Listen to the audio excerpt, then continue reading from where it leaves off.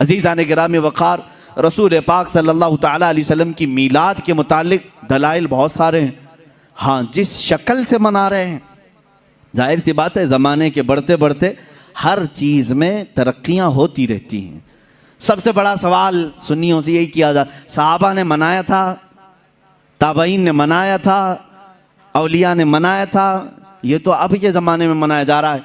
जुलूस जो है इसकी तारीख़ आला हज़रत फ़ाज़िल बरेलवी रहमतुल्लाह ताला अलैह ने भी फरमाया। 8वीं सदी हिजरी में बाज़ शाकान रसूल ने जुलूस निकाल कर अपने आका की बारगाह में खिराज अकीदत पेश किया, लेकिन उस वक्त मौजूद उम्मत के सारे उलमा ने उसको बुरा नहीं समझा, उसको ख़राब नहीं समझा।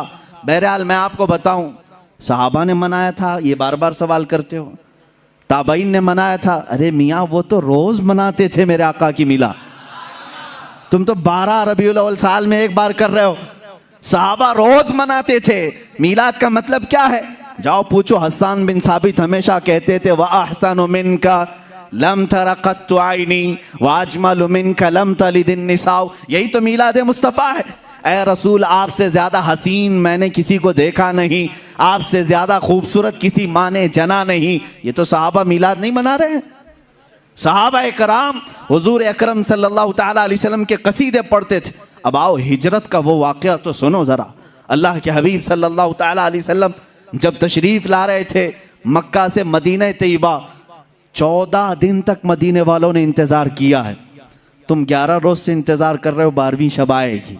मदीने वाले 14 दिन तक, जैसे ही हुजूर मक्का से निकल चुके खबर हुई, मदीने के सारे लोग टीलों पर जाकर खड़े होते थे और इंतज़ार करते थे कि वो नूर वाला कब तशरीफ़ ला रहा है, रसूल पाक सल्लल्लाहु ताला अलैहि वसल्लम कब आ रहे। मदीने वालों ने, बहुत सारे लोगों ने देखा नहीं था, देखने की तड़प थी। मुझे बताओ, आज आप मीलाद की घड़ी के इंतज़ार में बैठे होते हैं अदब से, ये इंतज़ार है? ये मदीने वालों की सुन्नत ही तो है। वो 14 दिन तक इंतज़ार किए आमद मुस्तफ़ा का। और जिस वक्त रसूल पाक की आमद हुई, अब हदीसों में है, बुखारी शरीफ भी पढ़ो आप, मुस्लिम शरीफ भी पढ़ो, हदीसों में मौजूद है, फरमाया रसूल करीम सल्लल्लाहु ताला अलैहि वसल्लम जैसे ही कुबा की चोटियों से नज़र आने लगे, जितने मदीने में हबशी थे वो अपने नेज़े निकाले, ढाल निकाले और अपना मखसूस जो उनका रक्स होता था उससे वो रक्स करने लगे।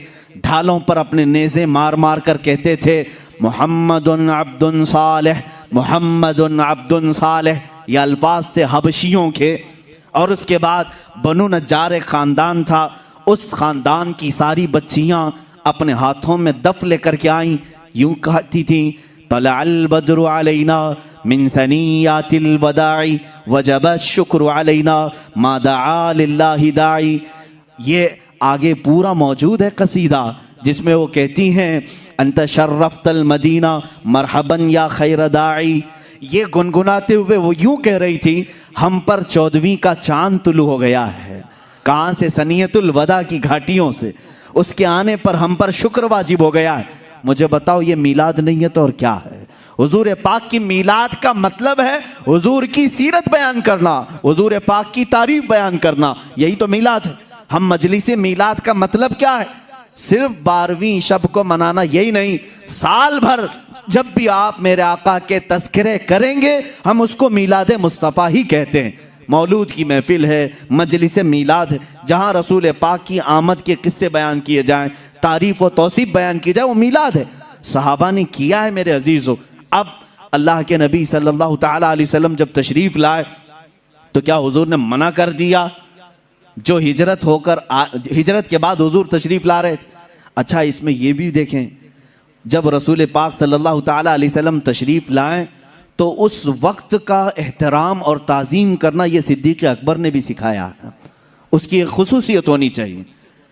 जाहिर सी बात है, आज आप हमारे मिंबर को, हमारे यहाँ पर स्टेज को अलग अंदाज से देख रहे होंगे, इसलिए कि ये आए हैं मीलाद मुस्तफ़ा के एहतराम में।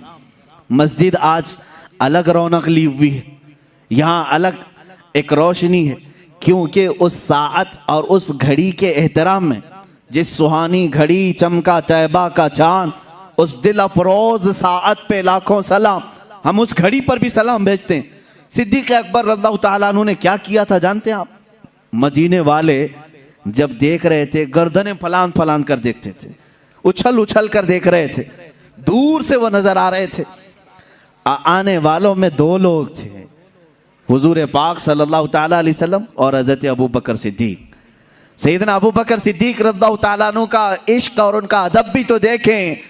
जब मदीने वाले दफ बजाने लगे और उछल उछल कर देखने लगे, हज़रत अबू बकर सिद्दीक रज़ियल्लाहु ताला अन्हु ने अपना जुब्बा उतार दिया, जुब्बा उतार दिया, तहबंद है, और जुब्बा उतार कर एक लकड़ी में लगाया और हुजूर सल्लल्लाहु ताला अलैहि वसल्लम के ऊपर झंडे की तरह हिलाने लगे। हुजूर पाक सल्लल्लाहु ताला अलैहि वसल्लम के चेहरे पाक के ऊपर हिलाने लगे। क्यों किया ऐसा उन्होंने? क्यों किया? यही तो हम भी कहते हैं, जब वो आमद मुस्तफ़ा हो तो हम लहराते हैं, लोगों को बताते हैं कि ये घड़ी आम घड़ी नहीं है। हज़रत अबू बकर सिद्दीक ने यूं किया। हुजूर पाक सल्लल्लाहु ताला अलैहि वसल्लम ने उनसे पूछा भी, अबू बकर इतने दिन से मक्का से चले यहाँ तक पहुँचे, वो आपने जुब्बा उतारा नहीं, लहराया नहीं, मदीना करीब आया और तुम ये अपना जुब्बा उतार करके लहरा रहे हो। सिद्दीक अकबर के इश्क को लाखों सलाम, अदब व एहतराम को लाखों सलाम। अर्ज करते हैं, आका बहुत सारे मदीने वालों ने आपको अब तक देखा नहीं, मैं ये सोचता हूँ कहीं वो गलती से मुझे रसूल ना समझ लें। मैंने अपना जुब्बा उतार दिया है ताकि मदीने वालों को पता चले आका और है, गुलाम और है। झंडे लहराते हैं तो पता चलता है आका तशरीफ ला रहे हैं। ये सिद्दीक अकबर ने करके बताया है, जब रसूल तशरीफ ला रहे हो तो झंडे लहराए जाते हैं, इसलिए कि उस घड़ी का अदब हो, उसका एहतराम हो।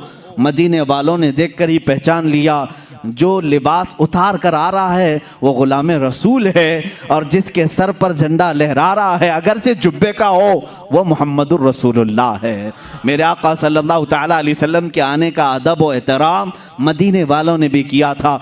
अब मैं ये कहता हूँ कि जिसे मदीने वालों की खुशकिस्मती मिली वो मेरे आका की मिलाद मनाएगा और मदीने वालों में उसका हशर भी होगा, क्योंकि मेरे आका ने फरमाया है, मन तशब्बह बिकौमिन फहुव मिनहुम, जो जिस कौम की आदत को अपनाएगा दुनिया में, क़यामत के दिन वो उसी कौम के साथ उठाया जाएगा। ऐ वहाबियो, तुम मक्का के इब्लीस के साथ गम मनाओ और तुम्हारा क़यामत के दिन हशर उन्हीं की जमात के साथ होगा।